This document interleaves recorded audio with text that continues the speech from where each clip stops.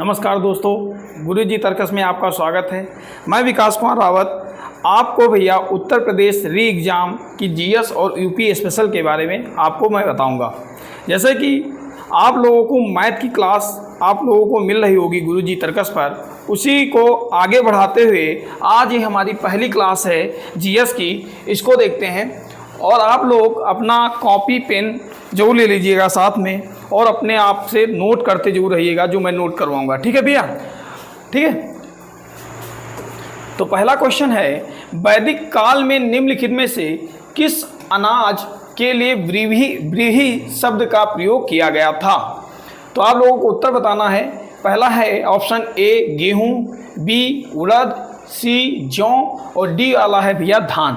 तो आप लोगों को बताना है कि व्रीहि शब्द का उपयोग किस फसल के लिए किया गया था। तो आप लोग कमेंट बॉक्स में बताइएगा। तो मैं बताता हूं कि व्रीहि शब्द का प्रयोग भैया व्रीहि शब्द का प्रयोग व्रीहि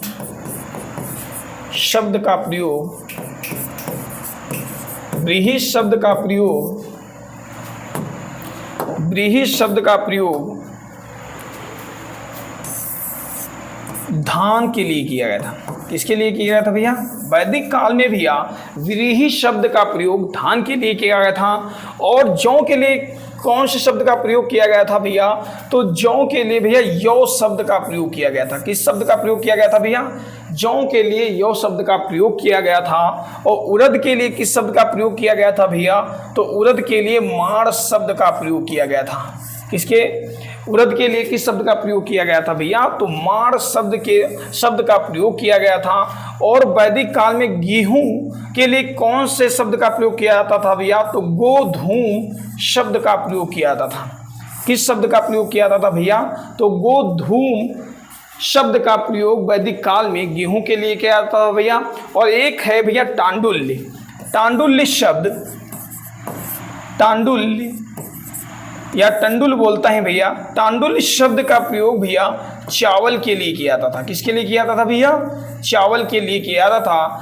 अपनी कॉपी और पेन को साथ में रखेंगे और लिखते चलेंगे, और हो सकता है कि यहाँ से भी क्वेश्चन आपके पेपर में पूछा जा सके। महत्वपूर्ण क्वेश्चन करा रहा हूँ मैं, आप लोग अपना पेन और कॉपी जरूर रखेंगे।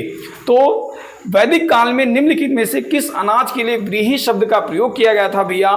तो व्रीहि शब्द का प्रयोग भैया धान के लिए किया गया था, यानी डी वाला ऑप्शन सही है। इसके बाद नेक्स्ट क्वेश्चन की बात करते हैं हम लोग।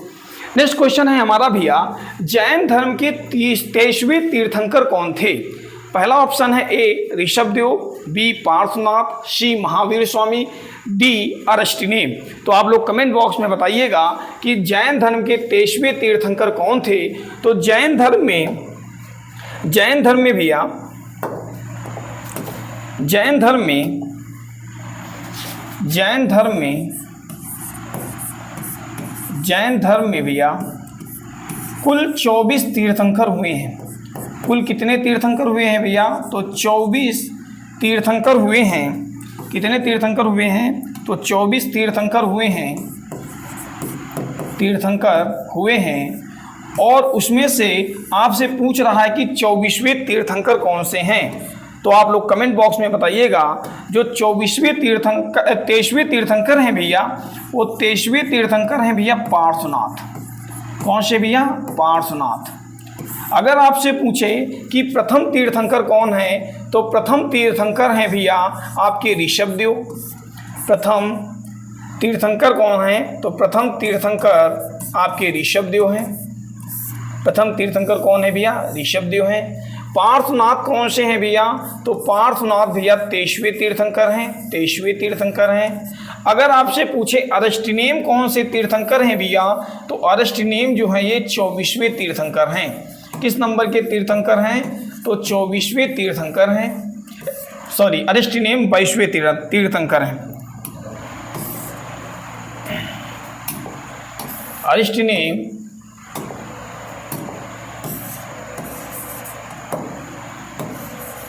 अरिष्टनेम भैया 22वें तीर्थंकर हैं। कौन से नंबर के तीर्थंकर हैं भैया? तो अरिष्टनेम 22वें नंबर के तीर्थंकर हैं। प्रथम तीर्थंकर कौन है भैया? ऋषभदेव हैं। और ऋषभदेव के द्वारा ही भैया, ऋषभदेव के द्वारा ही जैन धर्म की स्थापना की गई थी। किसके द्वारा स्थापना की गई थी? जैन धर्म की स्थापना भैया, जैन धर्म की स्थापना ऋषभदेव के द्वारा की गई थी। किसके द्वारा की गई थी? जैन धर्म की स्थापना ऋषभदेव के द्वारा की गई थी। ठीक है भैया, ये भी याद रखिएगा। पार्श्वनाथ को भैया सर्पेश्वर भी कहा जाता है। क्या कहा जाता है भैया? सर्पेश्वर कहा जाता है। क्या कहा जाता है? सर्वेश्वर कहा जाता है। और एक पॉइंट और याद लिखिएगा भैया, ऋग्वेद में प्रथम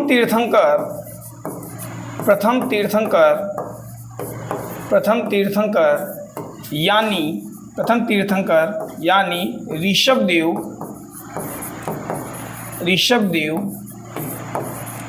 या इनका एक और नाम है आदिनाथ के नाम से भी जाने जाते हैं। ऋषभदेव या आदिनाथ तथा 22वें तीर्थंकर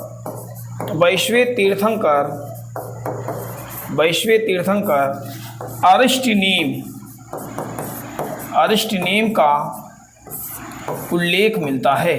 अरिष्टनेम का उल्लेख मिलता है। किसका उल्लेख मिलता है भैया?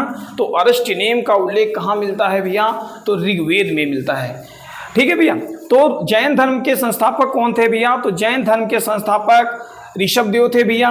महावीर स्वामी के बारे में चर्चा कर लेते हैं हम लोग। महावीर स्वामी के बारे में हम लोग चर्चा कर लेते हैं।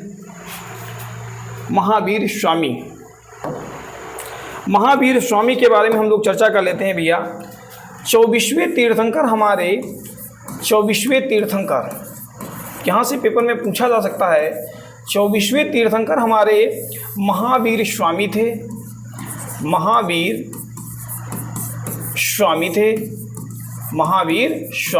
कौन थे भैया? महावीर स्वामी थे, जो भैया वास्तविक संस्थापक माने जाते हैं जैन धर्म के। अगर आपसे क्वेश्चन पूछे कि वास्तविक संस्थापक जैन धर्म के कौन थे, तो वास्तविक संस्थापक माने जाते हैं महावीर स्वामी। इनका जन्म कब हुआ था? तो महावीर स्वामी का जन्म कब हुआ था? तो जन्म कब हुआ था? तो महावीर स्वामी का जन्म भैया ये हुआ था। महावीर स्वामी का जन्म ये हुआ था 540 ईसा पूर्व में। कब हुआ था भैया? 540 ईसा पूर्व में इनका जन्म हुआ था। 540 ईसा पूर्व में इनका जन्म हुआ था। इनके कहाँ हुआ था भैया? तो कुंडग्राम वैशाली में इनका जन्म हुआ था। कहाँ हुआ था भैया? कुंडग्राम वैशाली में इनका जन्म हुआ था। इनके पिता का नाम क्या था भैया? तो इनके पिता का नाम क्या था भैया? तो पिता का नाम इनके सिद्धार्थ था। क्या था भैया? पिता का नाम क्या था? तो पिता का नाम सिद्धार्थ था। माता का क्या नाम था इनकी भैया? माता का क्या नाम था? माता का नाम क्या था भैया? तो इनकी माता का नाम तिसला था। क्या था भैया? इनकी माता का नाम तिसला था। तिसला कौन थी भैया? तो तिसला भैया लिच्छवी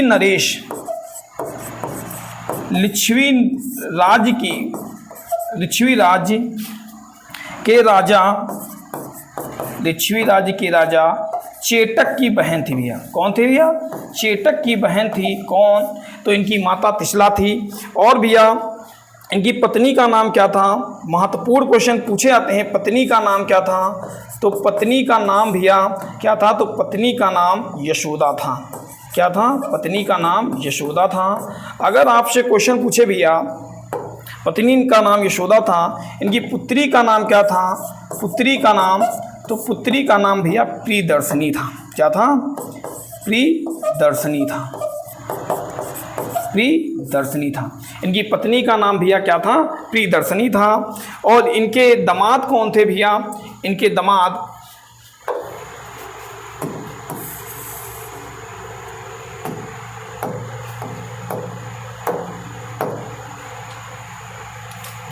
इनके भैया दामाद कौन थे?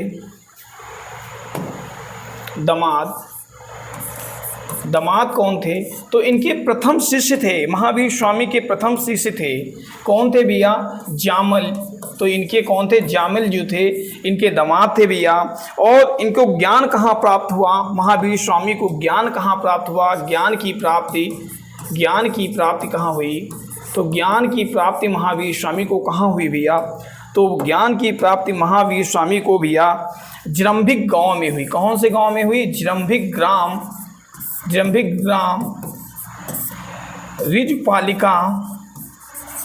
ऋजुपालिका नदी तट के किनारे, ऋजुपालिका नदी तट के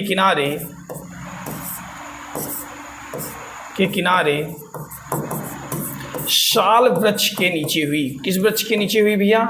शाल वृक्ष के नीचे हुई। किसको ज्ञान प्राप्त हुई भैया? तो महावीर स्वामी को शाल वृक्ष के नीचे ज्ञान की प्राप्ति हुई भैया। और इन्होंने प्रथम उपदेश कहाँ दिया भैया? तो इन्होंने प्रथम उपदेश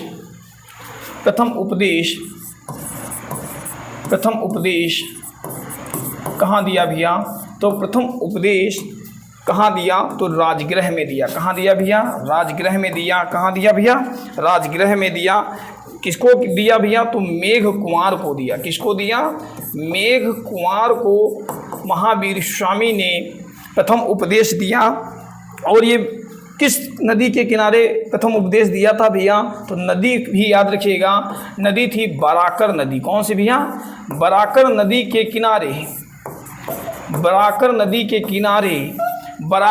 के किनारे प्रथम उपदेश दिया था महावीर स्वामी ने भैया। ये भी याद रखिएगा। नेक्स्ट पॉइंट की बात करते हैं भैया, इनकी मृत्यु कब हुई भैया? मृत्यु की बात करते हैं तो महावीर स्वामी की मृत्यु भैया 468 ईसा पूर्व में हुई। कब हुई भैया? इनकी मृत्यु 468 ईसा पूर्व में इनकी मृत्यु होगी। कब होगी? 468 ईसा पूर्व में इनकी मृत्यु हुई। कहाँ मृत्यु हुई भैया? तो पावापुरी में हुई। पावापुरी वर्तमान में भैया नालंदा, बिहार के नालंदा में पड़ता है। पावापुरी में 468 ईसा पूर्व में इनकी मृत्यु हो गई। किसकी मृत्यु हो गई? तो महावीर स्वामी की मृत्यु हो गई। बात करते हैं, नेक्स्ट बात करते हैं हम लोग। तो महावीर स्वामी ने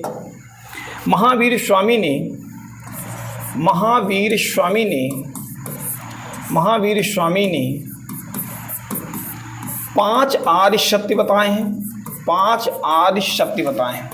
कितने आर्य सत्य बताए हैं भैया? 5 आर्य सत्य बताए हैं। कौन कौन से आर्य सत्य बताए हैं? तो मैं बात करता हूँ। पहला आर्य सत्य है आपका सत्य। दूसरा आर्य सत्य है अहिंसा। तीसरा आर्य सत्य है अस्तेय। और चौथा आर्य सत्य है अपरिग्रह। कौन सा आर्य सत्य? अपरिग्रह। और पांचवा आर्य सत्य जो है ये ब्रह्मचर्य है। और ब्रह्मचर्य आर्य सत्य को जो दिया था ये महावीर स्वामी ने दिया था। किसने दिया था भैया? महावीर स्वामी ने ब्रह्मचर्य आर्य सत्य को दिया था। और प्रथम 4 आर्य सत्य जो थे ये जैन धर्म के 23वें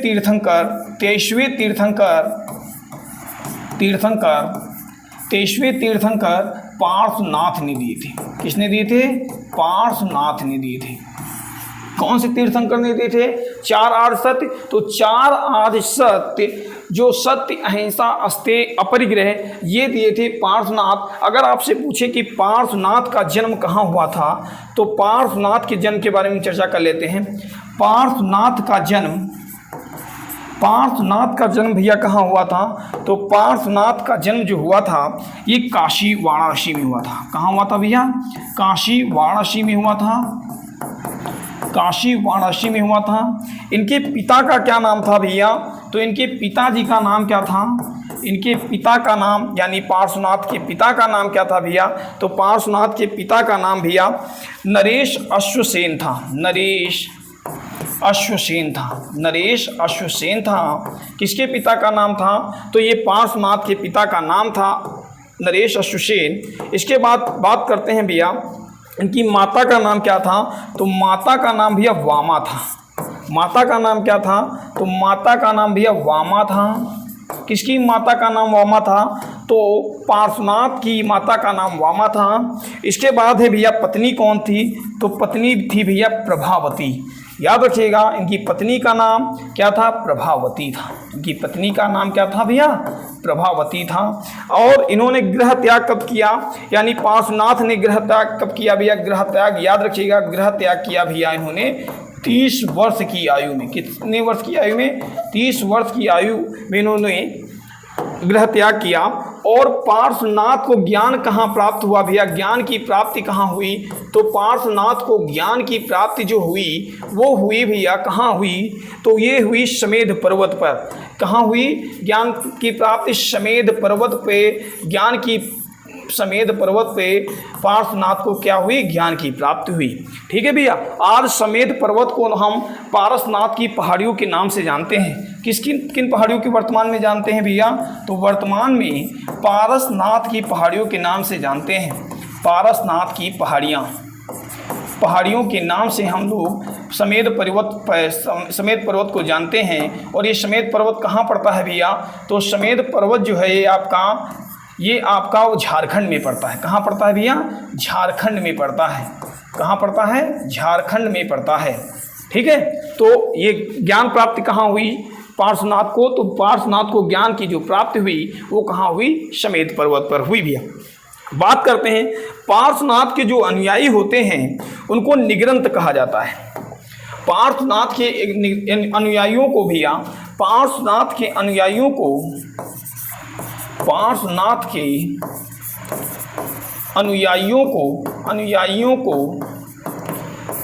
को भैया निगृंत कहा जाता है। क्या कहा जाता है भैया, निगृंत कहा जाता है। पार्श्वनाथ के अनुयायियों को क्या कहा जाता है भैया, निगृंत कहा जाता है। यानी निगृंत का अर्थ होता है बंधन रहित। निगृंत का अर्थ क्या होता है भैया, बंधन रहित। निगृंत का अर्थ होता है बंधन रहित। इसको भी याद रखिएगा कि निगृंत का अर्थ क्या होता है, बंधन रहित। तो अगर आपसे पूछे 4 आर्य सत्य कौन कौन से पार्श्वनाथ ने दिए, तो सत्य, अहिंसा, अस्तेय, अपरिग्रह। और 5वां आर्य सत्य किसने दिया भैया, तो 5वां आर्य सत्य जो थे महावीर स्वामी के द्वारा दिया गया। कौन सा दिया गया, ब्रह्मचर्य। पेपर में एक क्वेश्चन पूछा जाता है कि जैन धर्म के 5 आर्य सत्यों में से महात्मा गांधी ने कौन से आर्य सत्य को स्वीकार किया था, अपने जीवन में उतारा था। ये क्वेश्चन बीपीएससी के द्वारा पूछा गया है। तो ये आप लोग बताइएगा कि 5 आर्य सत्यों में से कौन सा महात्मा गांधी ने अपने जीवन में उतारा था। तो 5 आर्य सत्यों में से महात्मा गांधी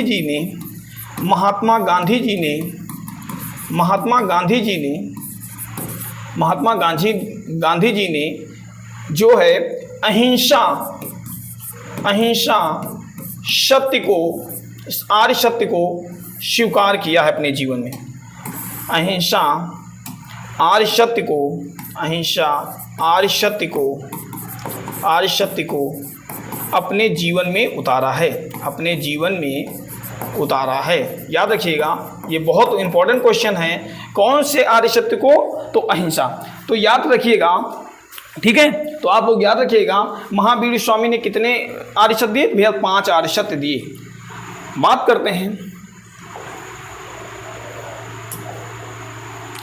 करते हैं जैन धर्म के 23वें तीर्थंकर कौन थे। तो जैन धर्म के 23वें तीर्थंकर जो थे भैया वो पार्श्वनाथ थे। कौन थे भैया, जैन धर्म के 23वें तीर्थंकर कौन थे, तो जैन धर्म के 23वें तीर्थंकर जो थे भैया वो पार्श्वनाथ थे। कौन थे भैया, पार्श्वनाथ। और पार्श्वनाथ को सर्पेश्वर भी कहा जाता है। ठीक है भैया, अब नेक्स्ट क्वेश्चन की बात करते हैं हम लोग। ठीक है, आगे क्वेश्चन आते रहेंगे, हम इसी तरीके से डिटेल में आपको बताते रहेंगे। ठीक है, आप लोग जो पॉइंट आपको नहीं आ रहा हो तो आप पेन से अपनी कॉपी में लिखते रहेंगे। ठीक है, शॉर्ट नोट जरूर बनाते रहिएगा, लिखते जरूर रहिएगा। ठीक है, इससे आपको आने वाले दिनों में मदद हो।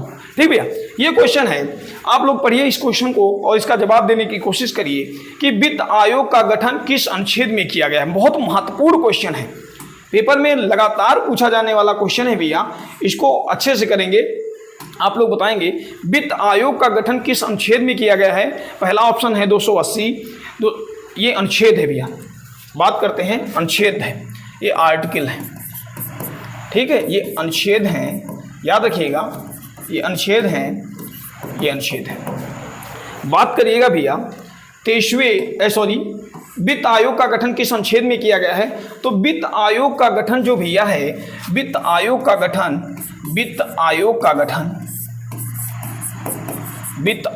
गठन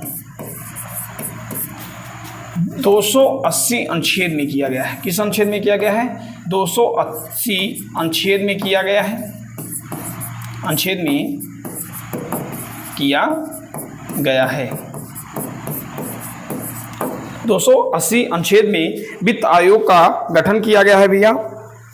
और बात करते हैं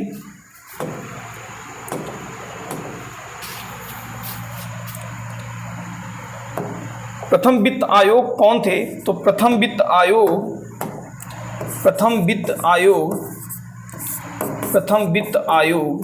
कौन थे भैया? तो प्रथम वित्त आयोग जो थे वो केसी नियोगी थे भैया। कौन थे? इंपॉर्टेंट है, याद रखिएगा। कौन थे भैया? केसी नियोगी थे। प्रथम वित्त आयोग कौन थे? केसी नियोगी थे। वर्तमान में कौन से वित्त आयोग है? तो 16वां वित्त आयोग है भैया। 16वां वित्त आयोग के अध्यक्ष कौन हैं? वित्त आयोग के अध्यक्ष कौन हैं? तो 16वां वित्त आयोग के अध्यक्ष कौन हैं? तो आप लोग बताइएगा 16वें वित्त आयोग के अध्यक्ष कौन हैं? तो 16वें वित्त आयोग के अध्यक्ष जो हैं वो कौन है भैया? वो हैं अरविंद पनगड़िया। कौन है? अरविंद पनगड़िया। अभी हाल ही में इनका गठन किया गया है वित्त आयोग के रूप में, वित्त आयोग के अध्यक्ष के रूप में अरविंद पनगड़िया का गठन अध्यक्ष के रूप में चुना गया है। इसके बाद अगर आपसे क्वेश्चन पूछ ले कि 15वें वित्त आयोग कौन थे? तो 15वें वित्त आयोग जो थे वो कौन थे भैया? तो 15वें वित्त आयोग जो थे वो एनके सिंह थे। कौन थे भैया? एनके सिंह थे। एनके सिंह की जगह पे अब कौन आए हैं भैया? तो एनके सिंह की जगह पे अब अरविंद पनगड़िया आए हैं। तो आप लोग याद रखिएगा कि वित्त आयोग का गठन किस अनुच्छेद में किया गया है? तो वित्त आयोग का गठन जो है वो 280 में किया गया है। अब हम लोग बात करते हैं 300A की।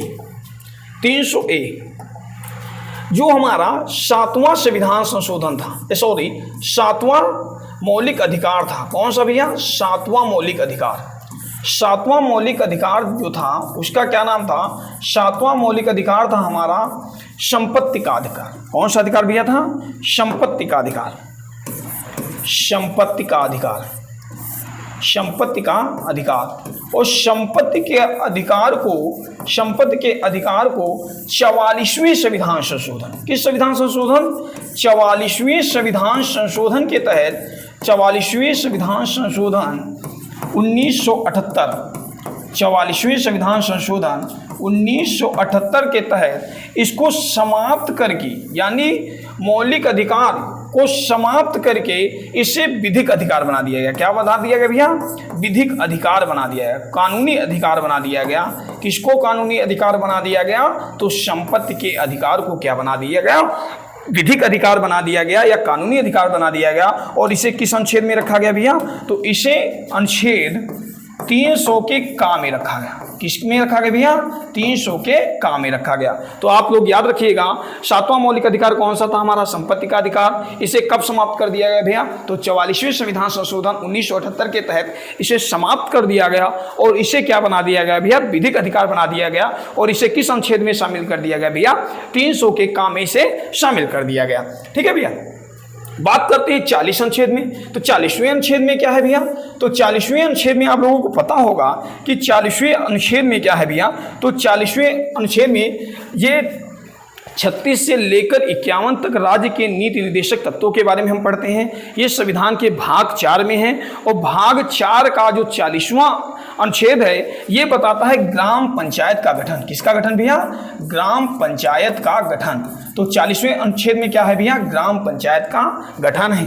अगर आपसे बात करें कि 148वें अनुच्छेद में क्या है भैया? तो 148वें अनुच्छेद में है नियंत्रक एवं महालेखा परीक्षक। क्या है भैया? नियंत्रक एवं महालेखा परीक्षक। नियंत्रक एवं महालेखा परीक्षक ये किस अनुच्छेद में भैया? तो ये 148 अनुच्छेद में है। आप लोग याद रखिएगा वित्त आयोग का गठन किस अनुच्छेद के तहत किया गया? तो वित्त आयोग का गठन जो किया गया भैया अनुच्छेद 280 के तहत किया गया। ऑप्शन ए सही है।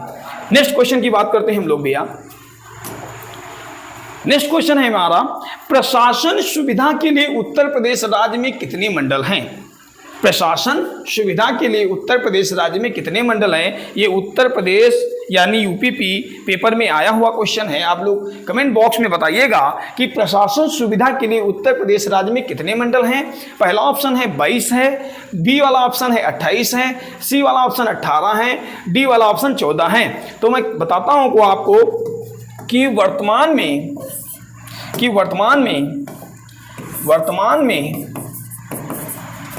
में उत्तर प्रदेश में 18 मंडल हैं। कितने मंडल हैं भैया?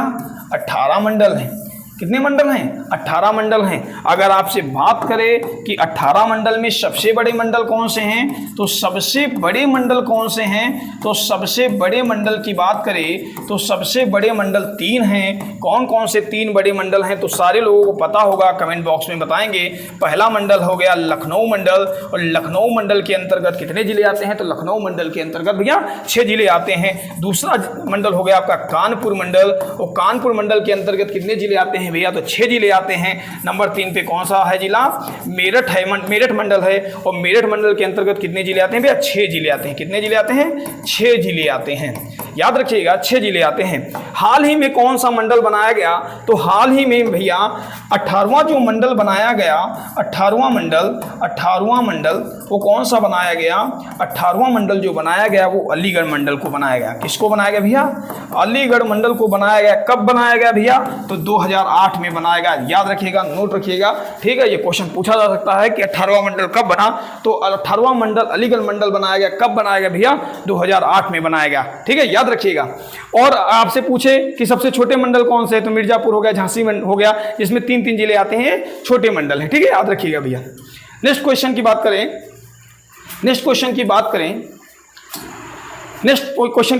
तो रोलिंग प्लान कब लाया गया था? रोलिंग प्लान कब लाया गया था? ऑप्शन ए है भैया 1974 में लाया गया, बी वाला ऑप्शन 1980 में लाया गया, सी ऑप्शन 1978 में लाया गया, डी इनमें से कोई नहीं। तो रोलिंग प्लान कब लाया गया? रोलिंग प्लान भैया जनता दल पार्टी की सरकार बनती है। किसकी सरकार बनती है? जनता दल पार्टी की सरकार बनती है। कब सरकार बनती है भैया?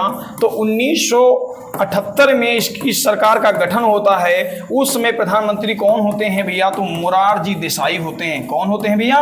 मोरारजी देसाई उस समय प्रधानमंत्री होते हैं। मोरारजी देसाई के समय एक प्लान लाया जाता है 1978 में, जिसका नाम होता है रोलिंग प्लान। क्या नाम होता है भैया? Rolling plan.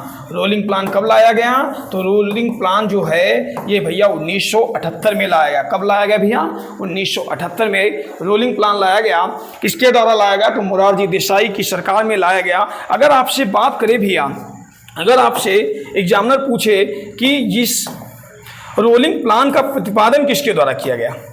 रोलिंग प्लान का प्रतिपादन, तो रोलिंग प्लान का प्रतिपादन भैया किसके द्वारा किया गया? तो रोलिंग प्लान का जो भी प्रतिपादन था ये पीसी महालनोबिस के द्वारा किया गया। प्रशांत चंद्र महालनोबिस के द्वारा इस महालनोबिस के द्वारा इसका क्या किया गया?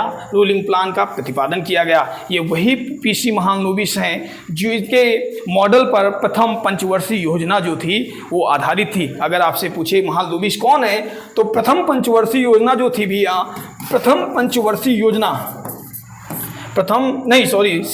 दूसरी पंचवर्षीय योजना जो थी वो पीसी महालनोबिस मॉडल पर आधारित थी।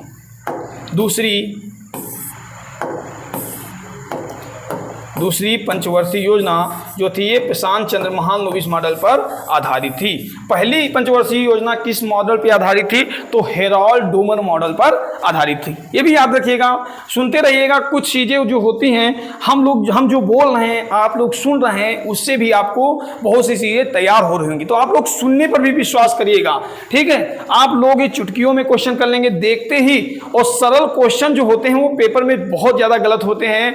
कठिन क्वेश्चन आप सही कर सकते हैं, लेकिन सरल क्वेश्चन जो है आप लोग गलत करते हैं, और गलत नहीं करना है, इसीलिए बहुत ही ध्यान से पढ़ना है, बहुत ही अच्छे तरीके से पढ़ना है। आपको उत्तर प्रदेश पुलिस का री एग्जाम जो होने वाला है 23 अगस्त से, इसको जरूर क्रैक करना है। आप अपने बूढ़े माँ बाप, अपने माता पिता के सपनों को साकार करना है, तो आपको उत्तर प्रदेश पुलिस का जो पेपर है इसको जरूर निकलवाना है। ठीक है भैया, आप लोग तैयार रहेंगे। ठीक है, बात करते हैं रिजर्व बैंक की स्थापना कब हुई। तो रिजर्व बैंक की जो स्थापना हुई वो कब हुई, तो ऑप्शन में है भैया 1 अप्रैल 1934 को हुई, बी वाला ऑप्शन है 1 अप्रैल 1945 को हुई, सी 1 अप्रैल 1944 को हुई, डी 1 अप्रैल 1935 को। तो आप लोग कमेंट बॉक्स में बताएंगे बाबू कि रिजर्व बैंक की स्थापना कब हुई। तो रिजर्व बैंक की जो स्थापना है मैं बताता हूं कि रिजर्व बैंक की जो स्थापना है भैया, रिजर्व बैंक की स्थापना, रिजर्व बैंक की स्थापना, बैंक की स्थापना, रिजर्व बैंक की स्थापना भैया, रिजर्व बैंक की स्थापना कब हुई, तो रिजर्व बैंक की स्थापना 1 अप्रैल 1935 को हुई। कब हुई भैया, 1 अप्रैल 1935 को हुई। किस आयोग की सिफारिश पे हुई, तो यंग मिल्टन आयोग की सिफारिश पे हुआ। किस आयोग की सिफारिश पे आरबीआई का गठन किया गया, तो यंग मिल्टन आयोग की सिफारिश पर रिजर्व बैंक की स्थापना की गई। कब की गई, तो 1 अप्रैल 1935 को की गई। प्रारंभ में इसका जो मुख्यालय था भैया, प्रारंभ में इसका मुख्यालय कहाँ था, तो प्रारंभ में इसका भैया मुख्यालय जो था 1935 से लेकर 1937 तक इसका जो मुख्यालय था वो कोलकाता में था। कहाँ था भैया, कोलकाता यानी कलकत्ता में था, कोलकाता में था। लेकिन 1937 के बाद इसका मुख्यालय कहाँ पर परिवर्तित कर दिया गया, तो 1937 में इसका मुख्यालय मुंबई में कर दिया गया। कहाँ कर दिया गया भैया, मुंबई में कर दिया गया। कहाँ कर दिया गया, 1937 में मुंबई में कर दिया गया। ठीक है, नेक्स्ट बात करते हैं कि जो रिजर्व बैंक है, रिजर्व बैंक के पहले गवर्नर कौन थे, तो पहले गवर्नर थे ओसबॉर्न स्मिथ। कौन थे भैया, ओसबॉर्न स्मिथ थे। कौन थे, ओसबॉर्न स्मिथ जो थे, ओसबॉर्न जो स्मिथ थे ये पहले गवर्नर थे। अगर आपसे पूछे कि प्रथम भारतीय गवर्नर कौन थे, प्रथम भारतीय गवर्नर कौन थे, तो प्रथम भारतीय गवर्नर सीडी देशमुख थे। कौन थे भैया, सीडी देशमुख थे, ये प्रथम गवर्नर थे। कब से प्रथम गवर्नर थे भैया, तो 1943 से लेकर 1949 तक ये क्या रहे, ये आरबीआई के गवर्नर रहे। इसके बाद भैया 1949, इसके बाद इन्हीं के समय यानी सीडी देशमुख के समय ही भैया आरबीआई का क्या किया गया, आरबीआई का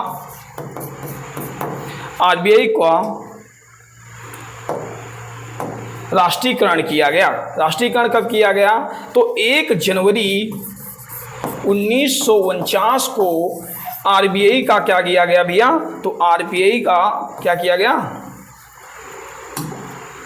आरबीआई का क्या किया गया, आरबीआई का राष्ट्रीयकरण किया गया। तो याद रखिएगा आरबीआई का राष्ट्रीयकरण कब किया गया भैया, तो आरबीआई का राष्ट्रीयकरण किया गया 1 जनवरी 1949 को। इसके बाद हम लोग बात करते हैं, इसी पॉइंट को बात करते हैं भैया कि जो आरबीआई का वित्त वर्ष होता है, आरबीआई का जो वार्षिक वित्त वर्ष होता है वो कब से शुरू होता है, तो वित्त वर्ष शुरू होता है 1 अप्रैल से।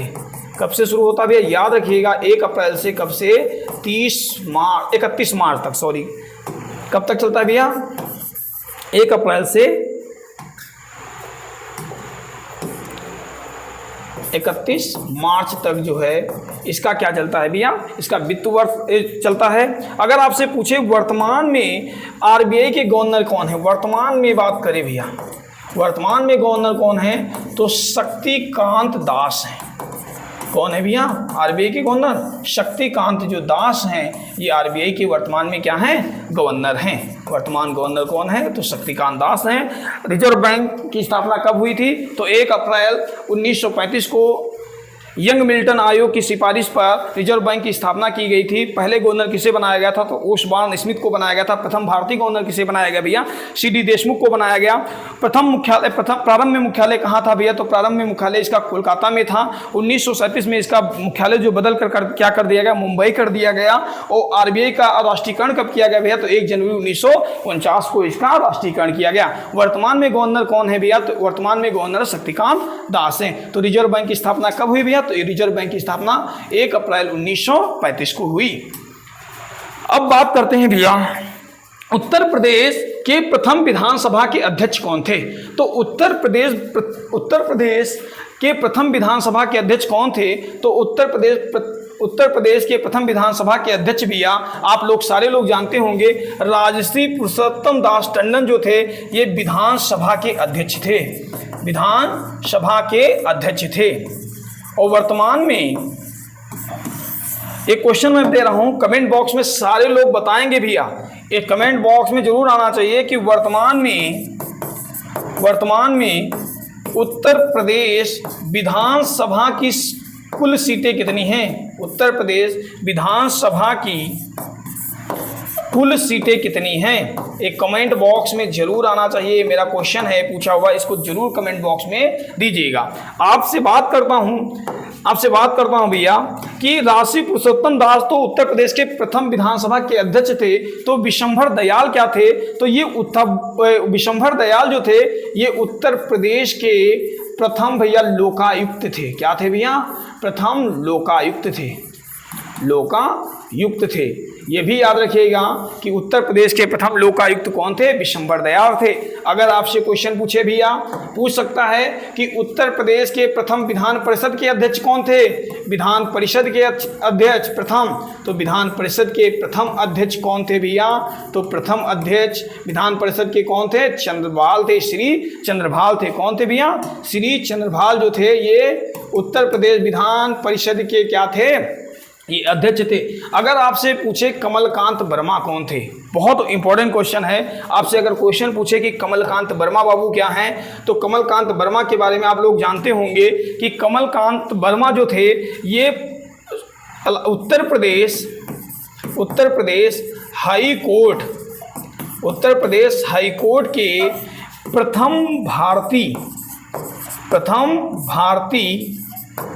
प्रथम भारतीय मुख्य न्यायाधीश थे। याद रखिएगा, मुख्य न्यायाधीश थे। याद रखिए कि कौन थे? तो कमलकांत वर्मा क्या थे? तो उत्तर प्रदेश हाईकोर्ट के प्रथम भारतीय मुख्य न्यायाधीश थे। आप लोग याद रखिएगा, उत्तर प्रदेश के प्रथम विधानसभा के अध्यक्ष कौन थे? तो राजश्री पुरुषोत्तम दास टंडन थे। विशंभर दयाल क्या था? तो उत्तर प्रदेश के प्रथम लोकायुक्त थे। और प्रथम विधान परिषद के अध्यक्ष कौन थे? तो श्री चंद्रभाल थे। कमलकांत वर्मा कौन थे? तो उत्तर प्रदेश हाईकोर्ट के प्रथम भारतीय मुख्य न्यायाधीश थे। याद रखिएगा, ठीक है। नेक्स्ट क्वेश्चन की बात करते हैं हम लोग। तो नेक्स्ट क्वेश्चन की बात करते हैं, विटामिन ए की कमी से कौन सा रोग हो जाता है? आप लोगों को बताना है विटामिन ए की कमी से कौन सा रोग हो जाता है। आप लोगों को बताना है विटामिन ए की कमी से कौन सा रोग हो जाता है। तो मैं एक ट्रिक बता दे रहा हूँ, विटामिन ए की कमी से कौन सा रोग हो जाता है। तो सबसे पहले मैं बात करता हूँ विटामिन की। ये हमारा लास्ट क्वेश्चन है, इसको आप लोग ध्यान से पढ़िएगा। विटामिन की जो खोज थी बाबू, ये 1881 में हुई थी। खोज कब हुई थी? तो इसकी खोज जो हुई थी 1881 में इसकी खोज हुई थी। क्या हुई थी? 1881 में विटामिन की खोज किसने की थी? तो एन.आई. लूनिन ने की थी भैया। किसने की थी? एन.आई. लूनिन ने किसकी खोज की थी? तो विटामिन की खोज की थी। और विटामिन शब्द का सर्वप्रथम प्रयोग किसने किया था? अगर आपसे पूछे विटामिन शब्द का सर्वप्रथम प्रयोग किसने किया था? विटामिन शब्द का सर्वप्रथम प्रयोग, तो विटामिन शब्द का सर्वप्रथम प्रयोग जो था 1912 में किया गया भैया। कब किया गया? तो 1912 में फंक के द्वारा किया गया। किसके द्वारा किया गया? फंक के द्वारा 1912 में विटामिन शब्द का प्रयोग किया गया। अगर आपसे पूछे कि जल में घुलनशील विटामिन कौन से हैं, तो जल में घुलनशील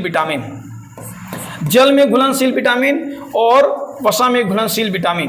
तो विटामिन जो है वो घुलनशील होते हैं, जल में घुलनशील विटामिन, और भैया कौन से होते हैं? वसा में घुलनशील विटामिन। तो ये भी क्वेश्चन पूछा जाता है। तो जल में कौन सी विटामिन घुलनशील होती हैं? तो जल में BC विटामिन जो होती है, B और C विटामिन ये घुलनशील होती है। वसा में कौन सी विटामिन घुलनशील होती है? तो वसा में A, D, E, K ये विटामिन जो है घुलनशील होती हैं। हम बात करते हैं विटामिन की। तो विटामिन जो है, आप लोगों को मैं बताता हूँ कि विटामिन जो है, विटामिन के रासायनिक नाम क्या है? तो विटामिन के रासायनिक नाम आप लोगों को याद होंगे, मैं बता दे रहा हूँ, नहीं याद है तो याद कर लीजिएगा। विटामिन के रासायनिक नाम क्या है? तो विटामिन के रासायनिक नाम है, एक ट्रिक मैं बता दे रहा हूँ। रथ एक टोफी है, याद रखिएगा, महत्वपूर्ण है, विटामिन पूछा जा सकता है। रक्त एक क्या है? टोफी है। तो रा से मतलब हो जाएगा रेटिनॉल। क्या हो जाएगा बाबू? रा से रेटिनॉल हो जाएगा। रा से क्या हो जाएगा? रेटिनॉल होगा। और था से क्या हो जाएगा? थायमीन हो जाएगा बाबू। था से क्या हो जाएगा? थायमीन हो जाएगा। ए से क्या हो जाएगा? तो ए से आपका एस्कर्बिक अम्ल हो जाएगा। एस्कर्बिक अम्ल हो जाएगा। ए से क्या हो जाएगा भैया? ए से एस्कर्बिक अम्ल। का से क्या बाबू हो जाएगा? तो का से हो जाएगा कैल्सीफेरॉल हो जाएगा। तो से क्या हो जाएगा? तो टो से भैया हो जाएगा। तो से क्या हो जाएगा? तो टो से हो जाएगा बाबू टोकोफेरॉल। क्या हो जाएगा? टोकोफेरॉल हो जाएगा। अगर आपसे बाबू पूछे फी से क्या हो जाएगा? तो फीथोक्विनोन हो जाएगा। क्या हो जाएगा भैया? फी से तो फीथोक्विनोन हो जाएगा। अगर आपसे पूछे रेटिनॉल किसका रासायनिक नाम है? तो रेटिनॉल जो है विटामिन ए का रासायनिक नाम है। किसका नाम है बेटा भैया? विटामिन ए का रासायनिक नाम रेटिनॉल। बी का रासायनिक नाम थायमीन। ए का एस्कर्बिक, सी का नाम एस्कर्बिक एसिड। डी का भैया कैल्सीफेरॉल। अगर आपसे पूछे ई का तो ई का टोकोफेरॉल। अगर के का पूछे तो फिथोक्विनोन। मैं बता देना चाहता हूँ विटामिन ए की कमी से कौन सा रोग होता है भैया? तो विटामिन ए की कमी से आपको रतौंधी रोग हो जाता है। कौन सा रोग होता है भैया? रतौंधी रोग हो जाता है। कौन सा रोग हो जाता है? रतौंधी रोग हो जाता है। अगर बी से पूछे कौन सा रोग होता है भैया? तो बी से बेरी रोग हो जाता है। कौन सा रोग हो जाता है? बेरी रोग हो जाता है। अगर आपसे सी से पूछे सी से कमी से कौन सा रोग हो जाता है? तो बाबू स्कर्वी रोग हो जाता है। कौन सा रोग हो जाता है? स्कर्वी रोग हो जाता है। डी से कौन सा रोग हो जाता है? तो डी से भैया रिकेट्स हो जाता है। यानी भैया कौन सा रोग? रिकेट्स का मतलब सूखा रोग हो जाता है। टोकोफेरॉल यानी इसकी कमी से बांझपन रोग हो जाता है। कौन सा रोग हो जाता है? बांझपन रोग हो जाता है। और के से क्या हो जाता है भैया? रक्त का थक्का नहीं जमता है। क्या नहीं जमता है भैया? रक्त का थक्का नहीं जमता है। कौन सा नहीं जमता भैया? रक्त का थक्का नहीं जमता है। तो आप क्वेश्चन पे आइएगा भैया, विटामिन ए की कमी से कौन सा रोग हो जाता है भैया? तो विटामिन ए की कमी से रतौंधी रोग हो जाता है। विटामिन की खोज किसने की थी? तो 1881 ईस्वी में एन आई लूनी के द्वारा की गई थी। इसका शब्द सबसे पहले किसने दिया था? तो फंक ने दिया था। तो जल में घुलनशील विटामिन कौन से हैं भैया? तो जल में घुलनशील विटामिन बी और सी है। वसा में घुलनशील विटामिन कौन सी है? तो ए, डी, ई, के है। अगर आपसे पूछ ले कि रेटिनॉल किस विटामिन का रासायनिक नाम? तो रेटिनॉल जो है भैया ए का है। अगर आपसे पूछ ले थायमीन किसका है? तो विटामिन बी का है। सी का रासायनिक नाम क्या है? तो एस्कर्बिक अम्ल है। डी का क्या है? तो भैया कैल्सीफेरॉल है। ई का क्या है? टोकोफेरॉल है। अगर आपसे पूछ ले के विटामिन के का क्या है? तो फिथोक्विनोन है। आप लोग यहाँ पर इसको नोट जरूर कर लेंगे। आगे की जो कक्षाएं होंगी वो गुरुजी तर्कस पे इसी तरीके से मिलेंगी, इसी जोश में मिलेंगी। आप लोग क्या करेंगे कि गुरुजी तर्कस चैनल को लाइक करेंगे, सब्सक्राइब करेंगे और शेयर करेंगे। मैं चाहता हूं कि कम से कम मेरे द्वारा या मेरे चैनल के द्वारा जो पढ़ाया जा रहा है इसको आप लोग ईमानदारी पूर्वक नोट कर रहे होंगे और नोट करने के बाद इसका रिवीजन जरूर करेंगे। मैं आशा करता हूं कि गुरुजी तर्कस इस क्षेत्र में कम से कम 2-4 सिलेक्शन जरूर दिलाएगा। मैं इसी आशा के साथ अपनी वाणी को विराम देता हूं। तब तक के लिए धन्यवाद।